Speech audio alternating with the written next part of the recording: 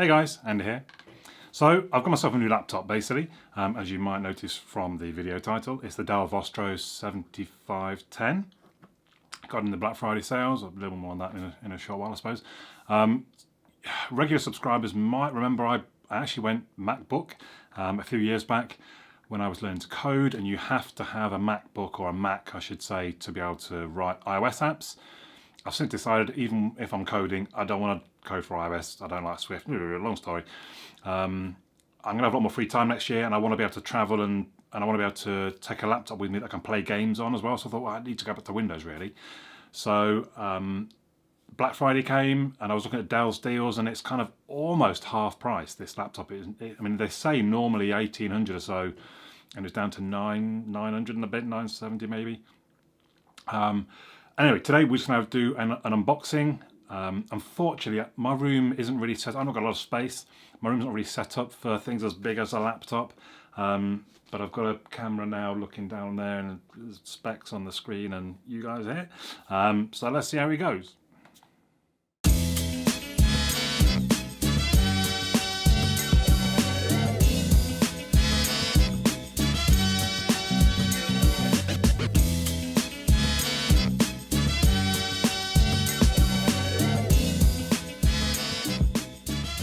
So this is just the unboxing, and probably a bit of a first look like I do with phones. Dell make a lot of different computers and laptops and monitors and everything really, I suppose. And it was a little confusing trying to work out what the different ones mean. Like the Inspiron, this Vostro, the G series. So I think the G series is gaming laptops. I think they'll own Alienware as well. Am I right? So you've got them at the proper top-end gaming machines, and you've got the G series, which is Dell's sort of gaming machines. Then I think you've got the Inspiron, or however you want to say it, and Vostro. And from what I could tell, the Inspiron were the sort of the home user, and the Vostro is actually the business user, because I was looking at two different laptops that look very similar, but the Vostro was a few £100 more. And the reason I went with the Vostro, even though they look very similar and it was a little bit more expensive, from what I could tell, reading through the descriptions, it talked about that you could maybe expand the storage, like the memory, because this particular one I think comes with 16 gig of RAM. This is actually a shipping parcel, which I thought might have a laptop box inside, but no, it's I think straight into the laptop basically. There's no box. So it might not be that exciting an unboxing. Right, there it is. I see then the charger I think is down the side here. But get off me! Feels quite heavy from first thought. I think it's 1.7, 1.8 kilos. Feels quite thin though, which is nice. I didn't actually realise the laptop, my MacBook was I think a 13 inch. This one is 15 inch. So there's the, yeah. Then the sort of charger, why has it got oh, is that supposed to keep the cable for you? So that's the charging brick.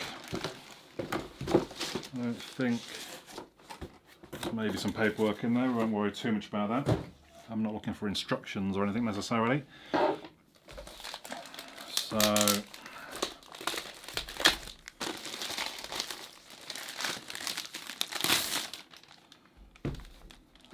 it feels weighty, but that's quite nice. It makes it feel.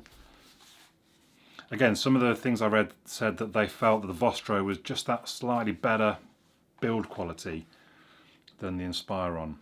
So this particular one, I believe, has the, I think had the 11th gen i7 11800H,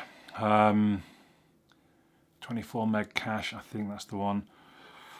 I think it's got the NVIDIA GeForce RTX 3050 with 4 gig of DDR RAM, and I think it's got 16 gig of 3200 megahertz DDR4. I think it's got the 512 M2 PCI NVMe solid state drive, and the screen is a 15.6 inch Full HD, well 1080p basically, anti-glare, LED backlit, non-touch, narrow border, 300 nits WVA display. I say think because I'm trying to find just a set. These are the Vostro 7510 specs. I mean, I guess I kind of have, but it's on a customization page. Oh well, you just offered me one machine. I said, yeah, I'll take that. So I've gone with what I think the customization was in the one I selected. So yeah, I think that it does feel very nice. I mean, that flexes a little, which is kind of weird, I suppose. So my understanding does have a fingerprint reader up in the corner there. We don't really need that. Number pad. So again, I'm used to a 13-inch screen that doesn't have the number pad, so I don't know, that might be handy. I don't know if it's going to have any juice in it at this point. I'm assuming the fingerprint reader is also the power.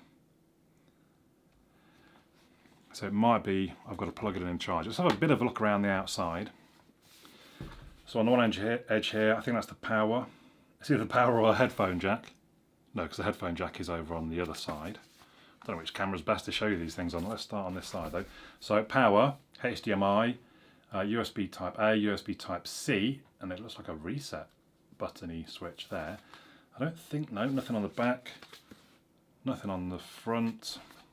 And on the other side, card reader, another USB Type A, and there is the headphone or microphone jack. So pretty simple all round.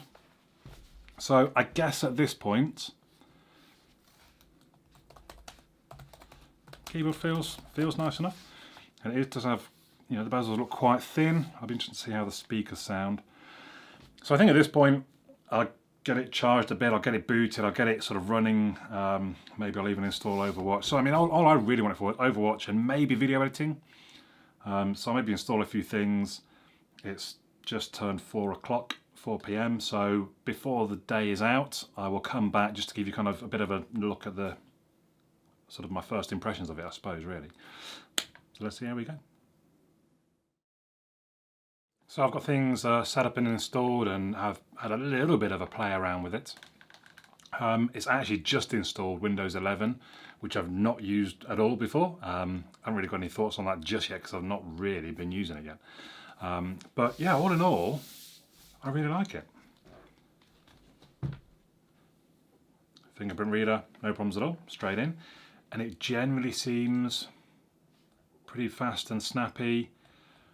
The screen is really, I think it's really quite vivid, almost too much. So these are pictures from my ride this morning. I think they look really good. As I think I mentioned, it feels very quick and snappy, no delays. I did install Overwatch and I played a bit of that and it seemed fine.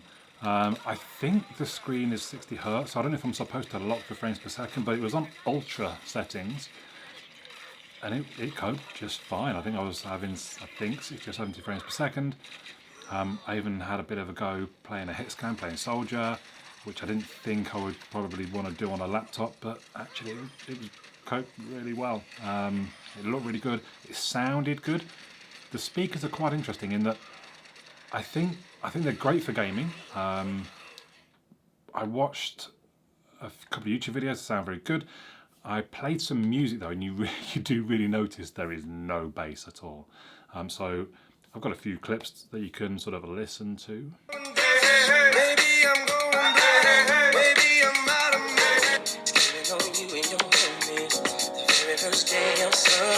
Open up your blouse, pull your G-string down south.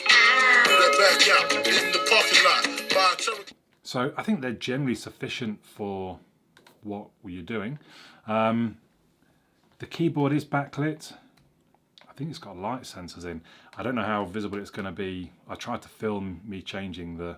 You can't really see it until all the lights go out, and then actually it looks really good. It looks really good. The keyboard feels quite nice in typing. I'm really pleased with it. Screen looks good. Speakers they're loud enough, definitely. It seems nice and snappy. I think I'm going to really enjoy being back on a Windows machine where I'm not thinking, oh, I wonder if I can install this and I wonder if I can install that. Anything I've got on my desktop, I can pretty much put on this. In some ways, it's going to be just as powerful probably as my desktop machine. It's possibly not as portable as you might want, but then again, I'm not really, like, I'll probably go and stay with my mum for a few days. I don't need it to be ultra portable. I'll get it to my mum's, I'll set it up, and that's fine. So, I mean, that is just a first look. What I might do, if I've got anything particularly more to say, then I'll do an actual review of it. But initial impressions, and that'll be like probably a week or two down the line, but initial impressions, I really like it, I'm really pleased. You can pick one up for around about £1,000, which I guess is quite a lot, and I did wonder, should I really be spending money on that? But I'm going to try some on my MacBook for kind of 700 or so perhaps, so hopefully it's not going to cost me too much to change from one to the other. And it is a very powerful, decent, nice, good quality, well made bit of hardware. Let me know your thoughts in the comments down below. If there is a good way that I can benchmark this, I don't really benchmark PCs and stuff like that. So let me know if there's anything particularly I should run. I can do that if I do a review video. But otherwise, yeah, leave your comments down below. I will read them all. For now, my name's Andy. I'll catch you all again soon.